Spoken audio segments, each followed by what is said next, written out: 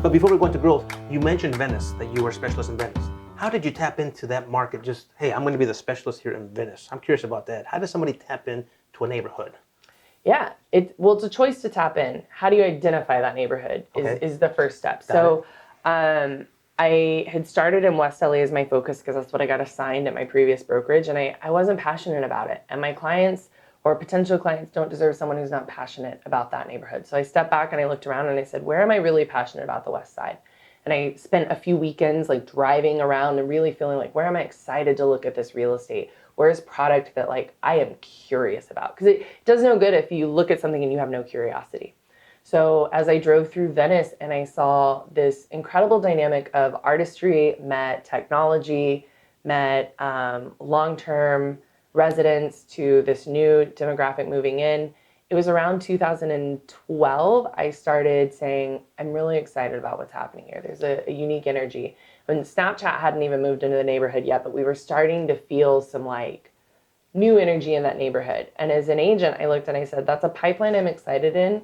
It's, again, I kind of like that choppiness. There's something going on there that I think is going to lead to a lot of opportunity, and that's going to have a lot of clients that need someone who not only is ready to lead with that like nurture and care, but also who gets like the artist personality. So okay, so you cruised, yeah, so you cruised through Venice, and so I mean, how did you actually like get your first client in Venice? Is what I'd like to know. How did you like? Yeah. Was it cold calling again? People in Venice? Yeah. Owners in Venice? Cold calling owners in Venice. Really? That was it. Pull the farm of all the properties that I wanted to be in service to and that I wanted to build a relationship with, research the phone numbers, and just start calling. Cool. So the key here is to build a relationship. You didn't have a relationship already built with these people. No. You actually had to create it from brand new. Yeah. And it can happen. All day. You did it. Anywhere. It doesn't have to be, you have to rub elbows with these people. Hey, I know this guy. Hey, give me a shot. You create a brand new relationship. Absolutely. Wow. And you pick up the phone like ready to step up to earn the right to that relationship. That's probably the biggest like mindset change I think most commercial agents can have is like, don't call the client asking what are they going to do for you. Call the client and say, what do you need from me today? Okay. What am I going to do today to earn the right to be in a relationship with you? So when you need to do something in real estate, you know I'm your trusted advisor. You know you can count on me, and you know no matter what, I've got your back. Wow, amazing. Let's talk about the different special areas, I guess, specializations under the umbrella of commercial. Yeah. What's under the umbrella of commercial real estate? So here in Los Angeles, multifamily by agent count tends to be the titan. Can you be specific? Multifamily apartments? Yeah, 5 units and up apartment buildings. Got it. There's 2 to 4 units, but that's technically still residential. Right. So 5 units and up is where a commercial agent can really add specialization. And if you are doing those, you probably need to bring a commercial agent in just because the dynamic of the transaction changes. Okay. There's office, retail, industrial. I specialize in urban infill development. Single tenant triple net, which would be like drive-throughs or Starbucks, Walgreens. Mixed-use shopping centers, mixed-use development, mixed-use buildings. We also see land. We see transit-oriented development, senior housing. Yeah, I mean, there's probably a collection of 20 to 25 real product types going on throughout LA. You still even have like student housing or HUD. Oh my gosh. I thought there was like 5 properties. Of them. There's a whole bunch. Yeah, it can be very dynamic. And that's where in commercial specialization is truly what helps a good agent become a great agent through pipeline. Because if you don't specialize and you just say, I'm going to do a little bit of everything, there's no way you truly add fiduciary value to a client in like practicing all of them a little bit. So it would be best to specialize in one of the items under that umbrella. Yeah, to pick like one product specialization, 1 to 2 service specializations, 1 at first and maybe grow into 2. And then also picking like your location that you're going to become just the master of, the authority of, the go-to person for when someone says, what's happening on that corner? They go, I'm going to call you because I know you know. Mm-hmm. Yeah. Now you give boot camp classes. You talked about that. Yeah. You give commercial boot camp classes. Would somebody who attends these classes learn everything under that umbrella? They would. The boot camps that I do, they happen regionally and they're from time to time. Boot camp will give you pretty much like a broad brush experience of what are the products, what are the services, why specialization matters, how to build a core database that you can actively speak to in a systematic way 8 times a year, along with touch systems and marketing systems, how to truly become a product specialist, and then very basic introduction to underwriting and like the lending around commercial, because it's 180 from what we see on residential. Beyond the boot camp, we also offer like an 8-week launch program for new commercial agents or someone who wants to be a commercial agent, where it is an 80-hour course that they go through to learn the foundations of quickly launching their commercial business. Got it.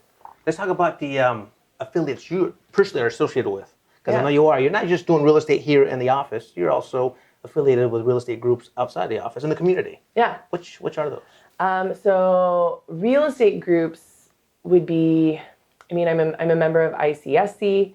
I participate with Crew. I've been on boards of neighborhood councils throughout the community. I participate actively with other neighborhood councils, including Venice, Santa Monica.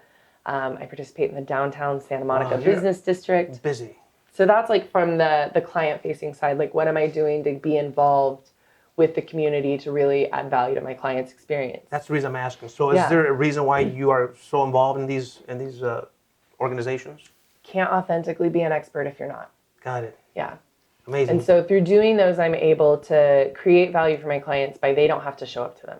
If I get that information for them, I'm able to then convey it to them and kind of see in our crystal ball visioning of where is the market going, what's happening. Without being active in those types of organizations, you're not really keeping a true pulse on the market. You're just guessing. Lesson being go out there and get in the waters and find out what's going on. Yeah. That being said, there's a lot of, I want your opinion on this, there's a lot of, there's a crisis we have going on right now with rent. Yeah. Especially in the West Side, West Los Angeles, Santa Monica, Venice, all that stuff. Rent is just getting, high. It's getting very, very much. What's your take on I don't know, keeping that under control? How do we keep it under control? We have to build more.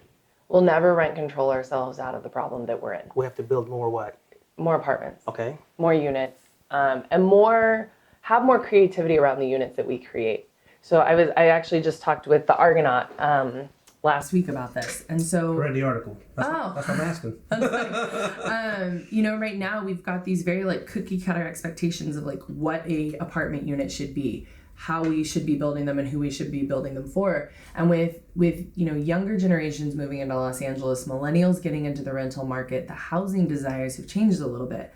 And rather than building like high-end luxury units that are 2 and 3 bedroom units, we really should be looking at our inventory of 1-bedroom units, 2-bedroom units that are designed specifically for roommates. Or there's now these new creative components where it's like cohabiting things where like you have almost like a dorm room style room, and then it's shared living rooms, shared kitchens, shared bathroom experiences, and some of them have private baths still. Like there's 100 different ways to design living quarters for people, and there's 100 different choices for how people want to live. Right. So the more that we untether the regulation around like what housing looks like and get more into curiosity about what housing could be for the people that are going to live in it, I think that's how we start to solve it. Now, is that where the SRO comes in? So SRO is single room occupancy. That's going to be very similar to like college dorm style building, but different quality, obviously. So small, what we call micro units. Micro units are going to be under 500 square feet, which sounds insane. But when you think about,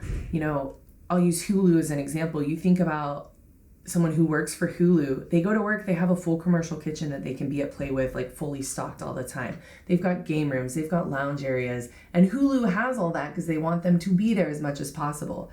To reduce the cost that someone has for housing so that they can take that job to go work with Hulu and pour that economy into our local energy here is a really important choice.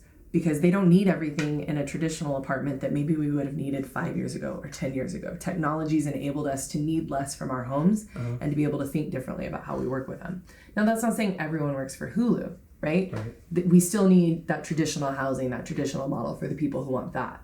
But if we can mix it up a little bit and offer different opportunities for people, I think we'd be able to see a better control on our rent, better control on our housing. And ultimately, rent comes back to supply and demand.